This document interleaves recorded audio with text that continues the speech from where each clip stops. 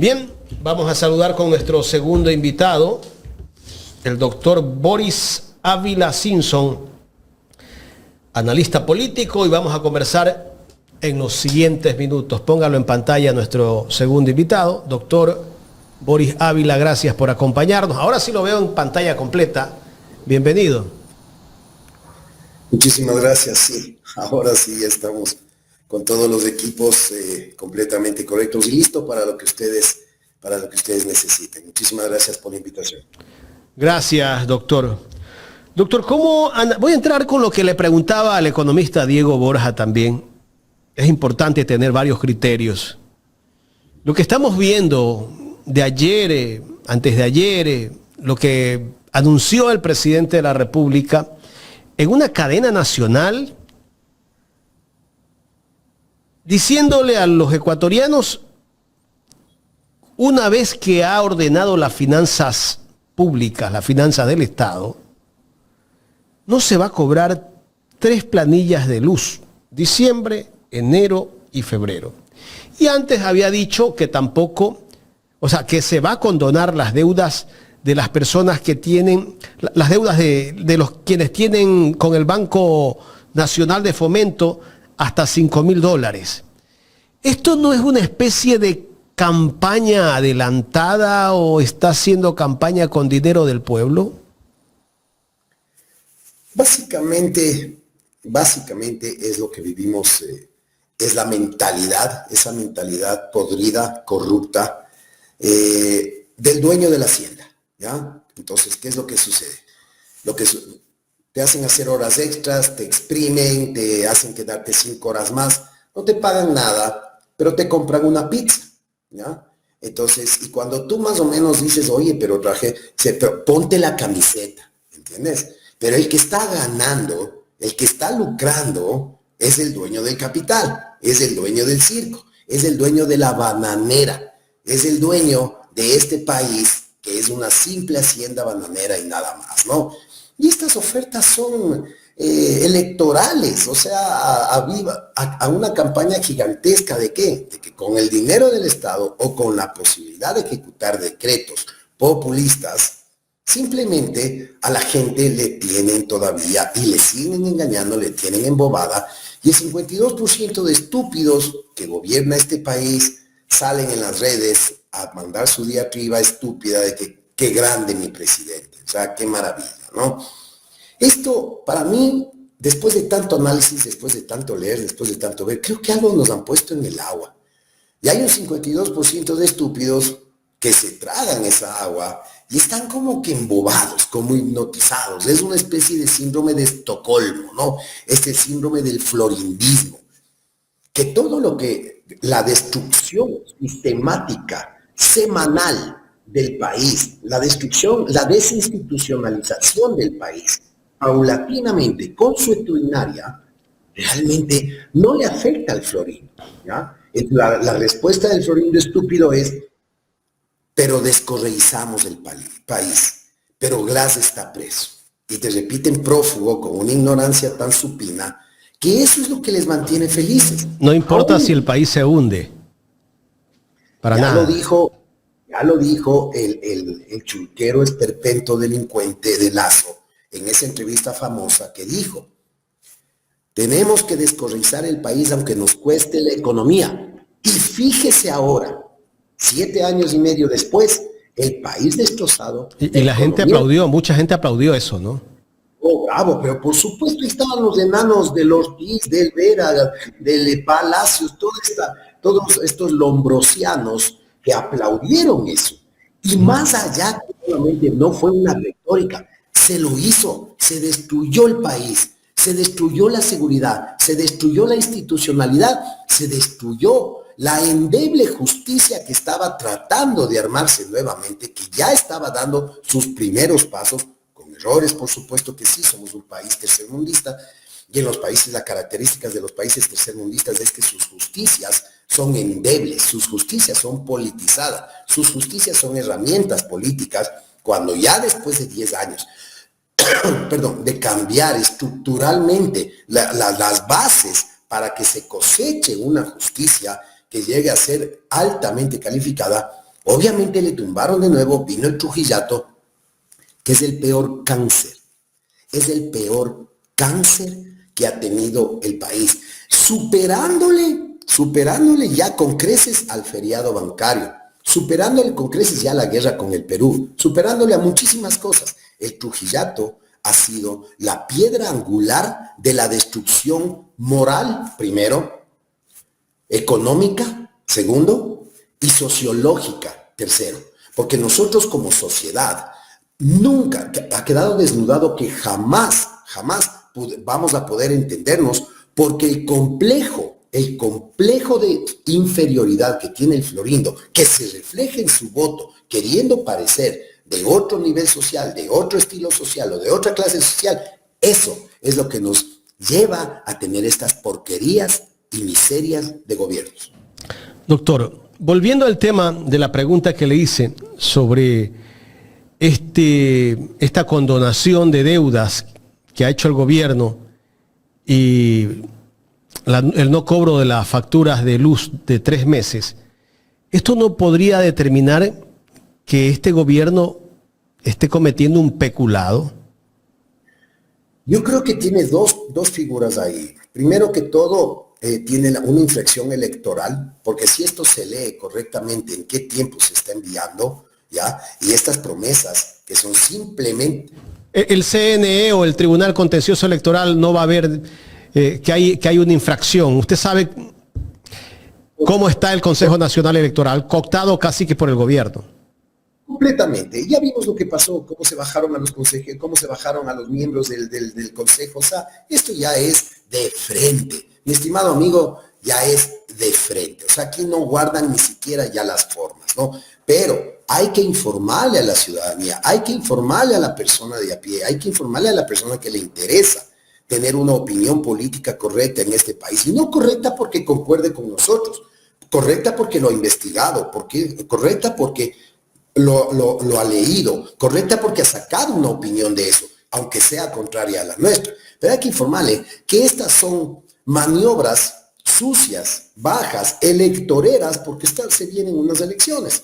Entonces, ¿qué es lo que quiere reafirmar el muñeco de cartón?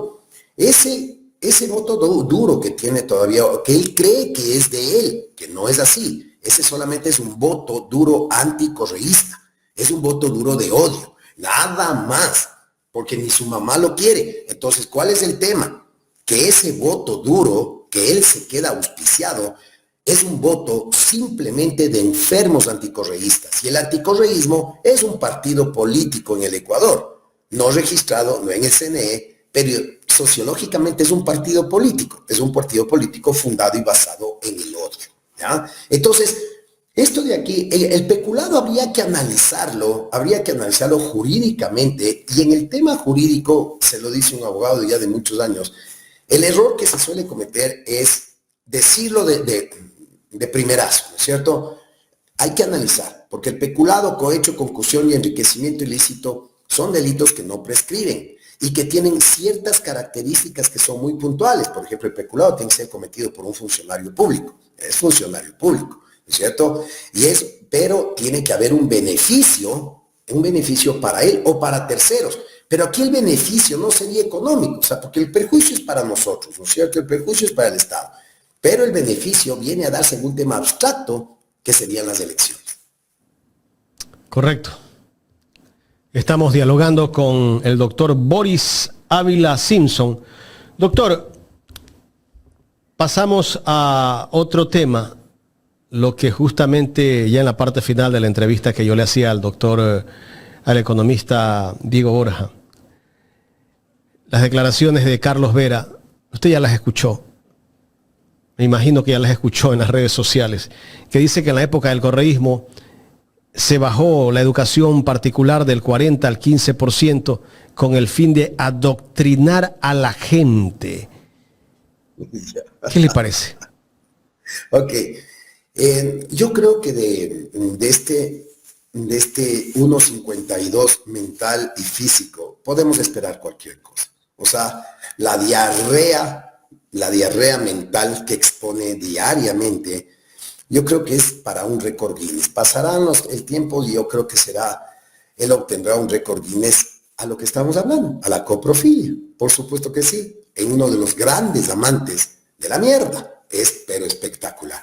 Entonces, ¿cómo puedes tú pensar, cómo se puede pensar que una inversión en educación, porque la educación no es solamente, pues obviamente, primaria, secundaria, la educación es un conjunto muy grande que tiene que tener muchos complementos, incluido la educación que viene del hogar.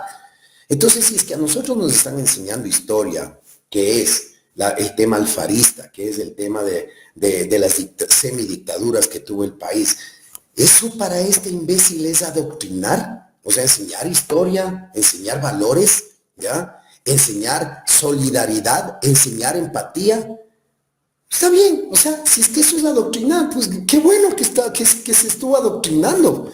Porque ahora lo que se enseña y a medias es simplemente el valor del dinero y nada más. Entonces, él lo que hace es manipular una información en su enfermo interior, en esa pequeña e insignificante alma podrida que tiene, en decir que, lo que usted acaba de mencionar, que se bajó la educación pública, se incrementó la educación superior, que es una de las formas elementales, básicas y completa y absolutamente necesarias para que una sociedad se desarrolle, ¿ya? Pero este lombrosiano, en vez de resaltar, porque es algo a la vista de todos, es como querer hablar mal de las carreteras, ¿no es cierto? Es como lo que decían, que no comemos carreteras, ¿no es cierto? Ahora que no tenemos carreteras y que el país está destruido, recién ahora están valorando, porque el bien no es conocido hasta que es perdido, ¿no es verdad? Esta manipulación, o sea, no, yo creo que debemos inventar ya, pedirle a la Real Academia de la Lengua que nos otorgue una nueva palabra para este tipo de barbaries, para este tipo de basuras, porque ya el diccionario castellano ya no alcanza. ¿Cómo es posible que y Pancho de la vida, ¿no? Y muy flojo de huesos y ni siquiera se pone rojo, ¿ya? A decir que una inversión tan fuerte, histórica, la mayor inversión en la historia que ha habido en educación, y que tiene que ser, es una obligación del Estado, es un deber del Estado, es un mandato constitucional. La inversión en educación, la más fuerte que se hizo, y salir con esta estupidez. Pero entonces iríamos a ver esto, pues, o sea, vamos a otro análisis. Si es que así fuera, si es que hubiera sido verdad, no tendríamos tantos muchachos de 16 años en adelante que ahora están votando por un muñeco de cartón, que ahora están votando por un chulquero, que ahora están votando por estos imbéciles. Entonces, ¿dónde está el adoctrinamiento? Si hubiera habido adoctrinamiento, hagamos cuenta, pues entras a estudiar a los 5 o 6 años. 10 años de revolución ciudadana, 8 años de inversión pública, ¿no es cierto? Esos muchachos ya son ahorita mayores de edad y son los que más fueron a votar por un muñeco de cartón. Entonces se cae por sí solo el análisis de este enano idiota, por Dios, o sea, en verdad que es un prófugo del ácido fólico este pobre elemento. Correcto. Los medios de comunicación creo que son la tribuna del gobierno de turno. Casi que de frente están defendiendo las acciones que puede estar tomando el presidente de la República. Hemos visto un canal de televisión que lo maneja el Estado, que casi se ha convertido en un canal oficial del Ministerio del Interior y del presidente de la República.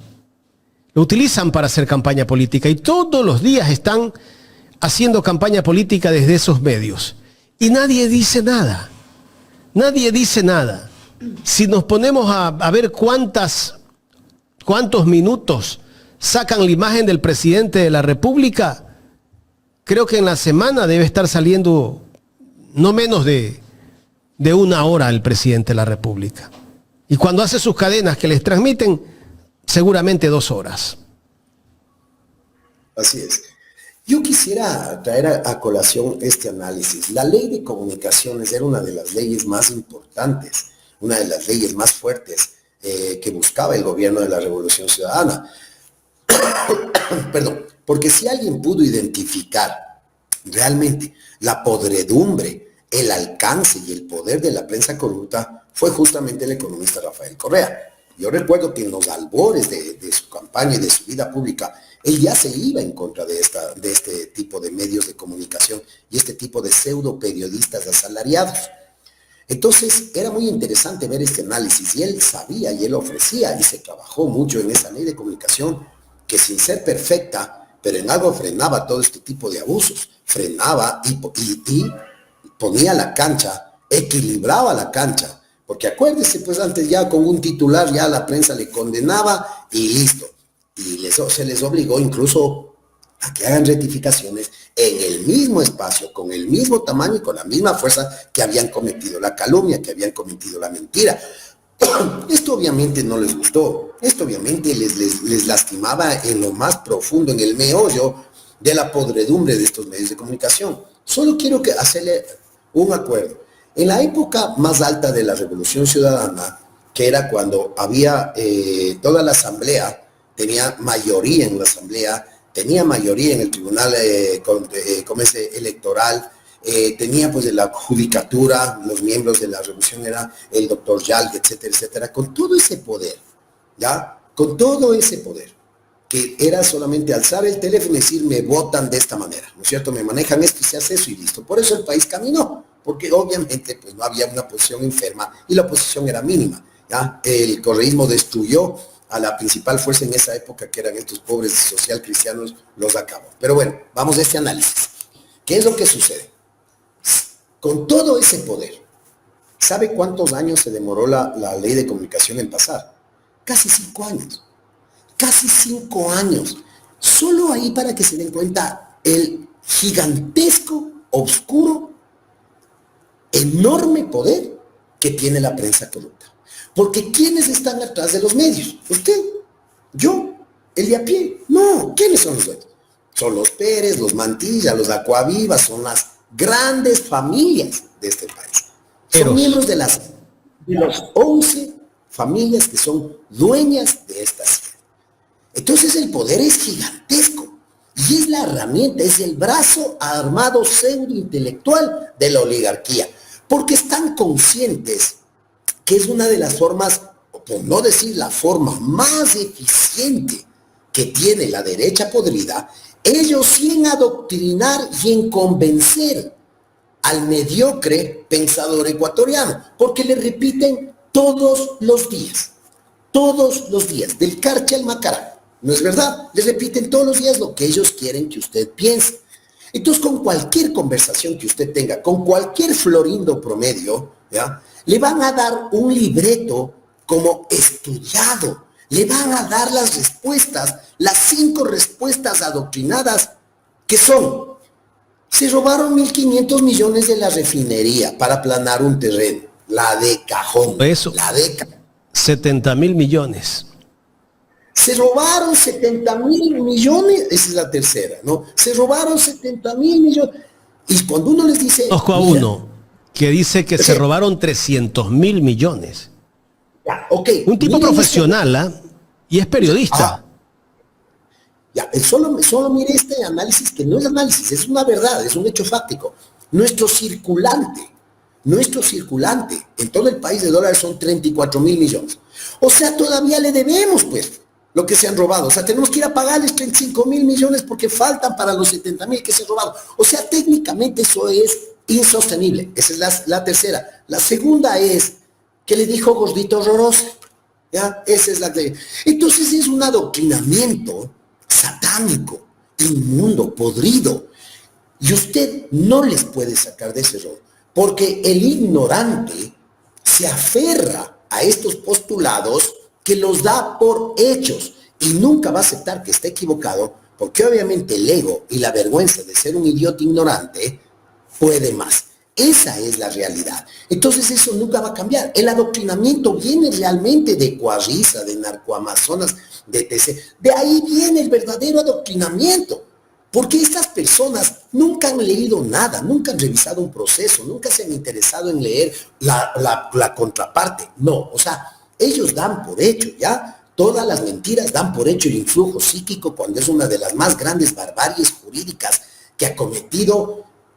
Creo yo que en la época moderna es una de las más grandes barbaridades jurídicas que se ha cometido, y no dicho por nosotros, no dicho por los internos, dicho por juristas de talla y renombre internacional, gigantes del derecho. Doctor, ahora que habla del influjo psíquico, yo no sé si usted ayer vio.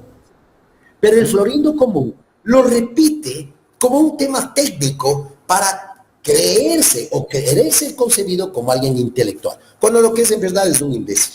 Ahora que toca el tema del influjo psíquico, ayer veía un testimonio de una perito que fue y constató el tema del fondo común, creo que es el que tenían en la presidencia cuando estuvo Rafael Correa, y de eso lo acusan, ¿no?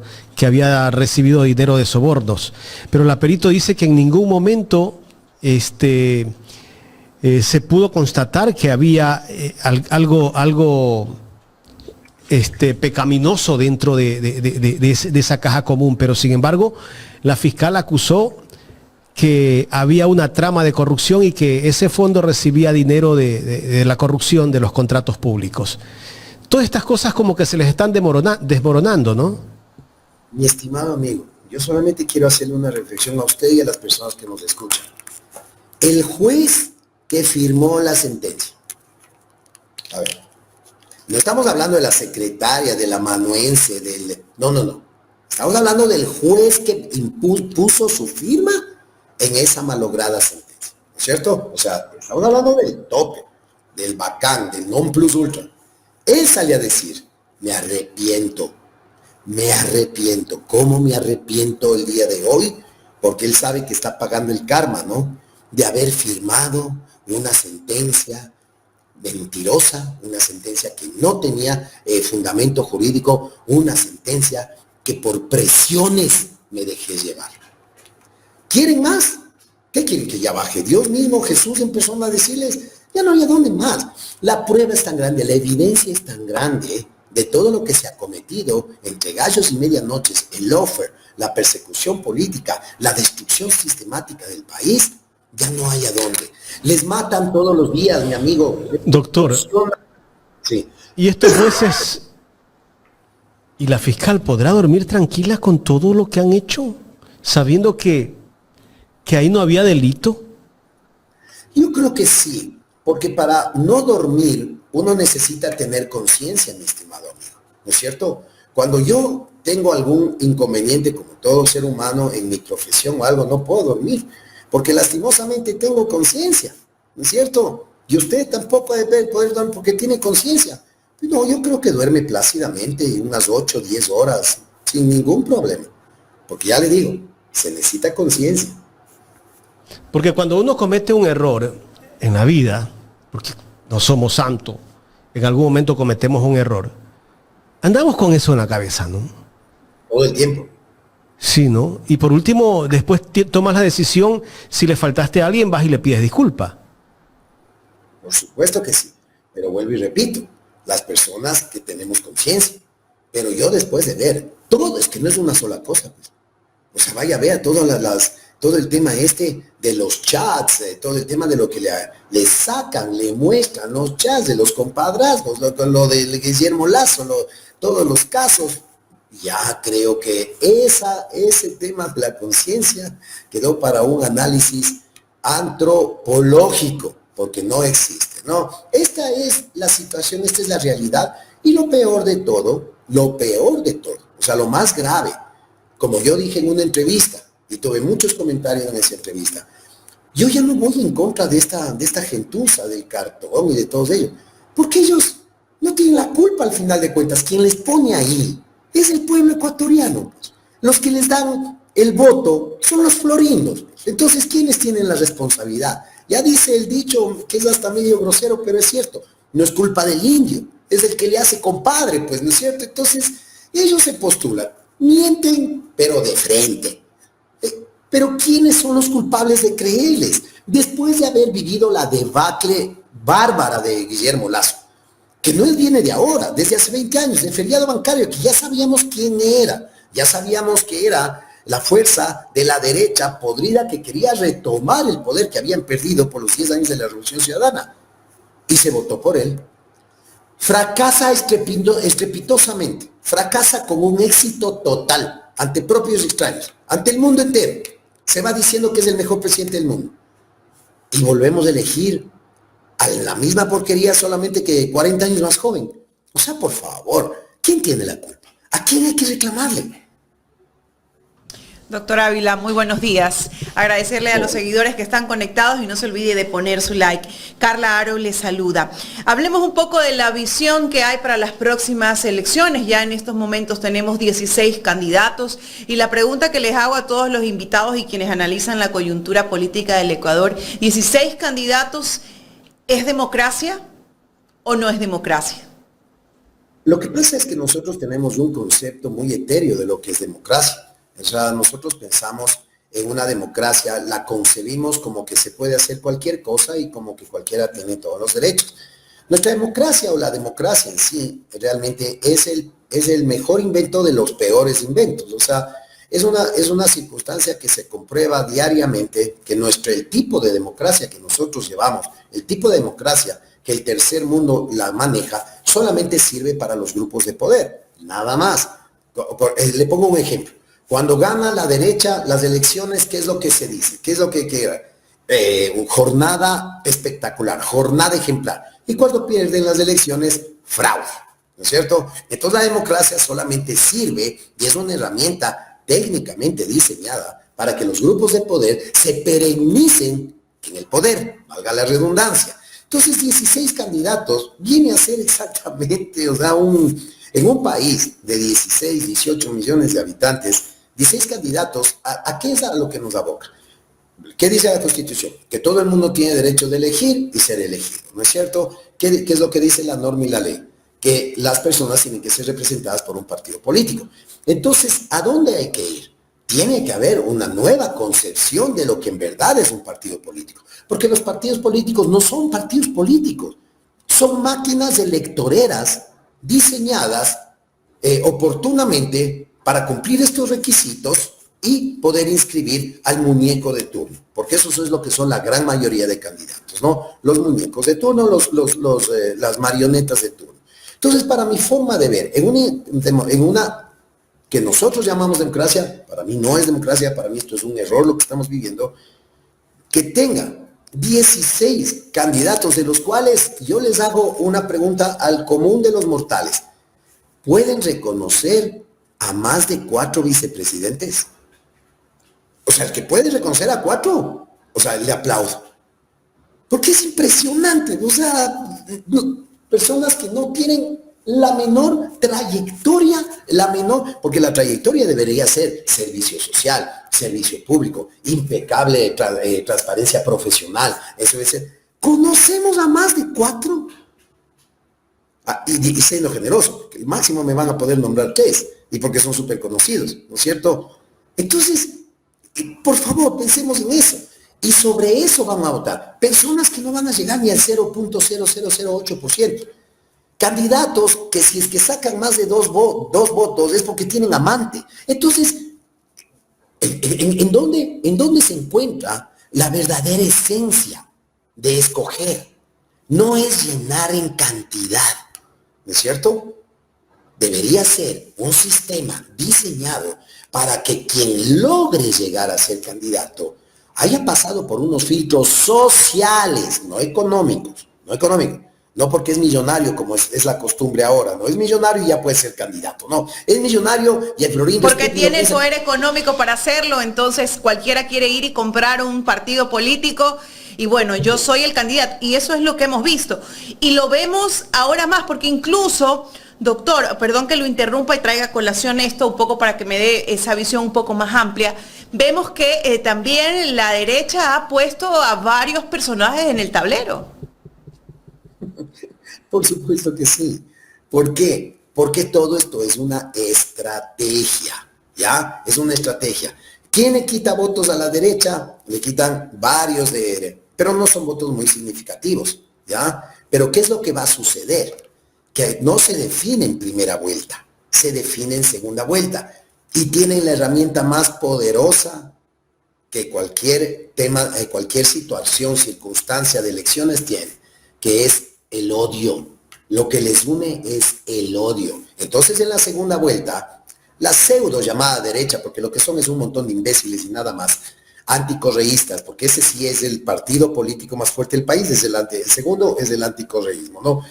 Se van a unir, no importa quién sea, ya sea el Cartón, ya sea el Rambo, ya sea el fulano, el sultano, no importa, no tiene ninguna validez, porque aquí se vota con el odio, ¿ya? Entonces ahí viene, para mi forma de ver, un error conceptual de lo que debería ser un candidato a la República, a la presidencia de la República, ¿no es cierto? Entonces, pero mire, mi estimada Carlita, pero si esos requisitos tan a la vista, que son no tener cuentas offshore, no tener vinculaciones, se lo pasan por el morro. Lazo tiene 250,000 offshores, el muñeco de cartón, pero ni sabemos, ¿no es cierto? Se lo pasan por el morro, pues Carlita. Entonces, pues ¿de qué estamos hablando? Porque los requisitos deberían ser de grandes logros sociales, de 15, 20 años de trabajo social de la persona que haya sido un profesional exitoso, que lo que menos importa es el dinero que tenga, las palancas que tenga, las conexiones que tenga. Pero le hacen creer al florindo estúpido que como es amigo de Donald Trump o como es amigo de Angelina Jolie, él también ya va a ser amigo de Donald Trump, ¿no es cierto? Esa es la mentalidad tan absurda, tan torpe, porque no se dan cuenta que si les ven en la calle ni les escupen. Vaya a ver usted el Palacio de Gobierno, cómo está cercado acuérdese, en la época de la Revolución Ciudadana eran filas y filas para entrar a ver el museo, para entrar a ver los regalos, para conocer Carondelet. Ahora eso es, pero una protección, pues es un búnker, porque saben, y sí saben que la historia dice que en algún momento la copa se llena, se rebosa y se riega. Doctor, usted me dejó ahí latente con su explicación una pregunta. Usted dice, bueno, al final la derecha en segunda vuelta cuando se llega se van a unir. Y esta izquierda que también se ha ampliado con diferentes candidatos y que en primera instancia en tratar de hacer una coalición, un acuerdo general al cual no se llegó como candidaturas, pero sí acordó apoyar al candidato de izquierda que llegue a segunda vuelta y no atacarla. ¿Usted cree que eso se llegue a cumplir? Y es importante porque donde la Revolución Ciudadana siempre se ha quedado estancada en esa segunda vuelta. Ok, yo creo que somos muy ingenuos en pensar que existe izquierda en el país, verdadera izquierda. Somos muy ingenuos. Yo le voy a hacer una pregunta a usted, Carlita. ¿Usted cree que Jorge Escala, Natasha Rojas, son de izquierda? O sea, usan el membrete de la izquierda, ¿ya? Para apoderarse de las luchas sociales. Pero acuérdense que hicieron campaña por Lazo, pues. Hicieron campaña por Noboa, por el 7 veces sí. ¿Y usted cree que esta gentuza es de izquierda? Cuando fueron los propiciadores de un partido político que es una de las, después de Lazo y después de la dentadura de Guillermo Lazo, es lo más podrido que ha pasado por este país, el MPD. Acuérdese, 45 años de destrucción de la educación pública, 45 años secuestrada la educación. Yo tuve el privilegio de haber estudiado en una universidad pública, ¿ya? Yo estudié en la Universidad Central del Ecuador y yo vi, a mí no me contaron, Carlita, las elecciones las ganaban siempre, llegaban armados, como obviamente tenían el tema del recinto universitario, no podía entrar la policía ni nada, ¿no? Armados a llevarse las urnas, a contar ellos, y luego regresaban con un acta en que habían ganado. Mandaban a pegar, mandaban a romper piernas. ¿Y eso es izquierda? ¡Qué porquería! Es como las florindas cristianas que porque dan una caridad en la esquina, ya son hijas de Dios, pero venezolanos fuera, longos fuera, indios tales, dice. Ese es lo mismo que estamos viviendo. Esa es la realidad. Acuérdese que cuando salió a defenderle la florindada quiteña Yamil Maguad y esa señora decía, ¿cómo es posible? Vamos a pretender que estos indios nos gobiernen. O sea, esa mentalidad de hacienda, de la colonia, que no hemos saneado. Y no hemos sanado porque lo mismo pasó en la segunda vuelta entre Guillermo Lazo y Yacu. ¿no? Y lo que se inyectó y se movió ahí fue precisamente para que Yacu Pérez, siendo de su condición o representando a los movimientos indígenas y movimientos sociales en ese momento, no llegara a una segunda vuelta y no tuviera la posibilidad de ser el presidente de la República, que también la hubiese tenido. O sea, realmente no se dieron cuenta del desprestigio que le estaban haciendo, de cómo soslayaban esa identidad. Entonces, yo creo que ante la ciudadanía, al no haber podido acordar una gran coalición, un gran frente de unidad de las izquierdas, sí preocupa que en una segunda vuelta que llegue Luisa González, pues vuelva a pasar lo mismo. Bien, Carlita, lo que usted nombra, hay una cosa que hay que ser muy clara, sin querer defenderle a Yacu, ¿no? Como Yacu Pérez, como Carlos Pérez Guastambel, que es alguien de quien también podríamos hablar aquí larguísimo, ¿no? Porque él es indígena cuando le conviene, ¿no? Pero vamos a sacarle al personaje, ya vamos a sacarle el nombre y el apellido, vamos a poner la etnia y vamos a poner lo que él representaba en ese momento, ¿ok? Supuestamente, porque tampoco es que él representaba, se abanderó de ellos, pero no es que los representa, porque también es otro. Pero era el candidato al movimiento indígena en ese momento, era quien los representaba. Más de derecha que él, o sea, también es bien diferente, ¿no? Porque el tema de la derecha no es solo tener plata, el tema de la derecha es tener una convicción capitalista estúpida y absurda, ¿ya? Ser de derecha no es que soy millonario, es los que creen que son de derecha. Pero bueno, dejemos ese análisis. Vamos a esto. En la segunda vuelta se va a repetir, Carlita. Yo espero equivocarme. O sea, por supuesto que sí. Yo soy un luchador social. Yo soy un luchador de la resistencia. Yo soy un hombre profundamente convencido del marxismo y de la izquierda. Porque obviamente he pasado toda mi vida estudiándolo. Porque para ser de izquierda se necesita estudiar. Para ser de derecha solo se necesita ser idiota. Entonces son dos requisitos muy diferentes, ¿no es cierto? Entonces, ¿qué es lo que le digo yo a usted? Como yo entiendo, ya veo de otra visión la verdadera izquierda, la ideología, porque recuerda, Carlita, no debemos defender personas, debemos defender ideologías. Las personas se equivocan, las personas se corrompen, el ser humano es altamente susceptible del ego, del amor al poder, del egocentrismo y se equivoca. Entonces cometemos un error defendiendo personas. Debemos defender ideologías porque las ideologías son las que permanecen en el tiempo. Las ideologías son las que transcurren en el tiempo y se van perfeccionando incluso muchísimas de estas. Usted me va a decir a mí que tenemos 6, 7, 8, 9 o 10 candidatos de izquierda. Falso de falsedad absoluta. Lo que tenemos es oportunistas que se quieren abanderar del discurso de la izquierda. Tenemos de izquierda, pero tenemos progresistas, doctor. Un Pedro Granja no es progresista. No, yo le pregunto, ¿no? Su criterio, ¿no? Su análisis, la visión de fuera, ¿no? ¿Cómo lo ve usted? No nombré a todos y justamente usted acaba de nombrar a una persona que en mi opinión, en mi pensar, lo he dicho públicamente, yo creo que el doctor Granja sería el mejor fiscal en toda la historia del Ecuador, en toda la historia republicana.